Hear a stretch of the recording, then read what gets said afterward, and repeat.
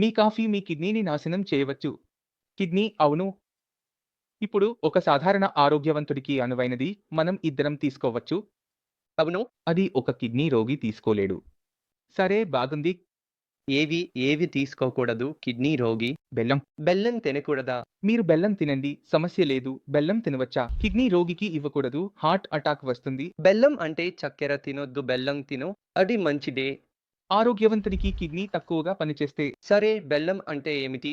బెల్లం మంచిదే. కానీ కిడ్నీ ఫెయిల్యూర్ ఉన్న రోగికి మేము బెల్లం ఇవ్వకుండా చక్కెర ఇస్తాం.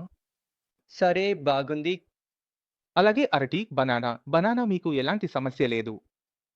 ఆ బనానాను మేము కిడ్నీ ఫెయిల్యూర్ ఉన్న రోగికి ఇవ్వలేము. మీరు మామిడిని తినవచ్చు, కానీ కిడ్నీ ఫెయిల్యూర్ ఉన్న రోగి తినకూడదు.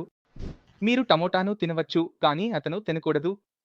కాబట్టి కిడ్నీ ఫెయిల్యూర్ ఉన్న రోగి డైట్‌లో మేము చాలా మార్పులు చేయాలి. అప్పుడు అతని జీవనావధి మెరుగవుతుంది. అతని జీవితంలో కాంప్లికేషన్‌లు రాకూడదు. కాఫీ అయితే అసలు ఇవ్వకూడదు. కాఫీ ఇవ్వకూడదనడానికి కూడా ఒక కారణం ఉంది. కాఫీలో కాఫెయిన్ ఉంటుంది. కాఫెయిన్ మీ బీపీని పెంచుతుంది. బీపీ పెరిగిపోతే మీరు బీపీ మందులు వాడుతున్నారనుకోండి, అవి పనికిరావు. అలాగా? సరే. ఇద్దరూ రివర్స్‌లో కూర్చున్నారు కదా!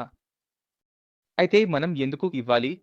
ఇంకో విషయం మీ బీపీ బాగానే ఉన్నా కూడా మీరు కాఫెయిన్ తీసుకుంటే మనం మీకు ఒక మెడిసిన్ ఇస్తున్నాం. దాన్ని మనం బేకింగ్ సోడా అంటాం. బేకింగ్ సోడా టాబ్లెట్ ఉంటుందనుకోండి. దాని అబ్జార్ప్షన్ తగ్గిపోతుంది. మంచిది.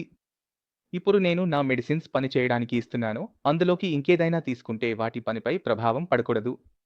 అందుకే టీ, కాఫీ ఇవన్నీ మనం ఆపేయాలి.